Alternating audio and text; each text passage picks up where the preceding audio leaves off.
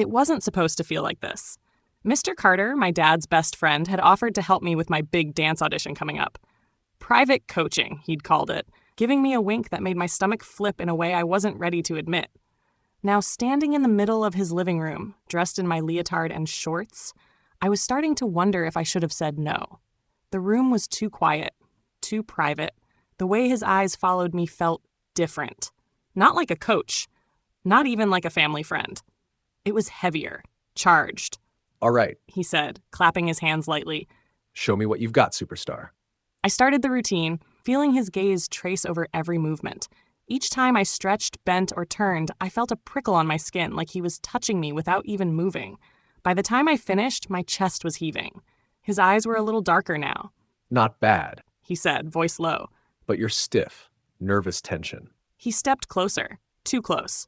You need to loosen up. His hands hovered near my shoulders like he was asking for permission without saying it.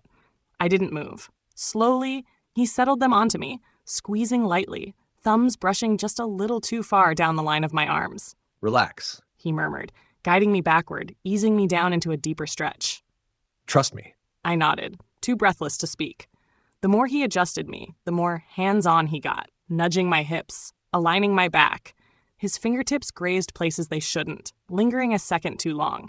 Every time I shifted or gasped softly, he gave a quiet, amused chuckle, like he knew exactly what he was doing to me. This audition's important. He said, voice all smooth and low. You've got to own the room. No fear. Another adjustment.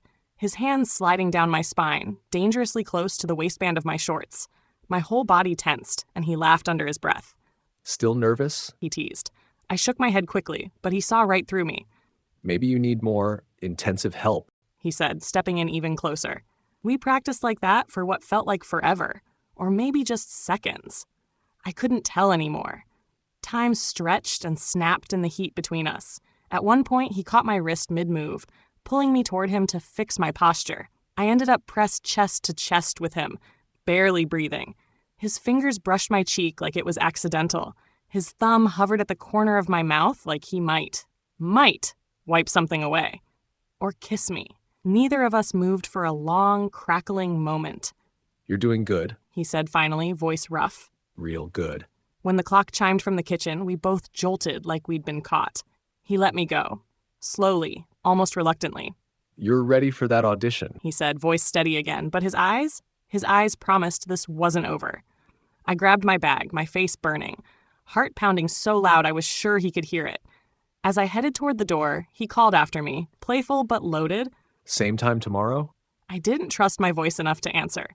I just nodded and slipped out into the night, already counting down the minutes until our next private lesson. I told myself I wouldn't go back.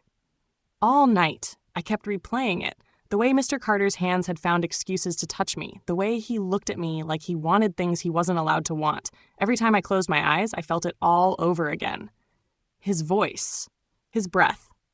By the next evening, I was standing on his doorstep, my bag in hand, heart thudding so hard it hurt.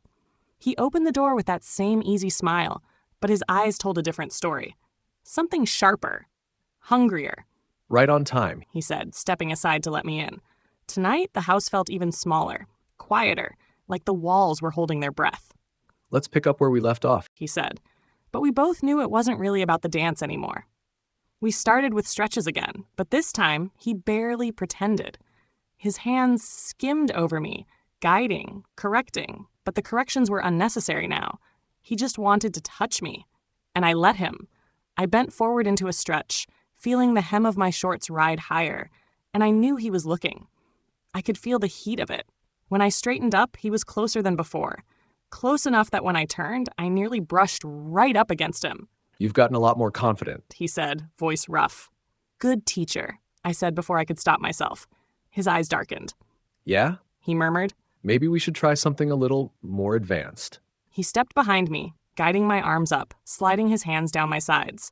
His breath hit the back of my neck, sending shivers everywhere. You need to trust me. He said lowly, his thumbs brushing under the curve of my ribcage, skimming dangerously close to the edge of my top. Let go a little. I should have moved away. Instead, I leaned back, just a little, enough to feel the solid heat of him behind me. His hands slid lower, fitting around my hips, holding me there. Neither of us said a word, The music played low from his phone, but it barely registered. The only sound I could hear was my breathing, and his getting heavier, messier. When I shifted, testing him, his fingers dug into me, holding me still. Careful. He whispered against my ear, voice thick. You're playing a dangerous game. So are you, I whispered back, not even recognizing my own voice. His chest rumbled with a low laugh. Maybe we both like danger, He said. For one long, reckless moment, he didn't move, just held me there, pressed tight, every line of him unmistakable.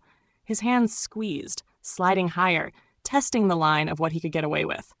And I didn't stop him. I didn't even want to.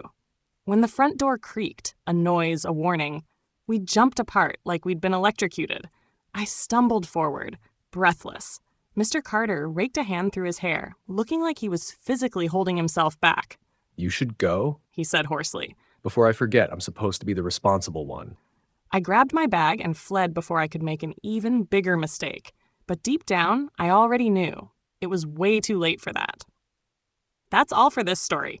We post these videos every day, so don't forget to subscribe if you want to hear more risque stories like this one.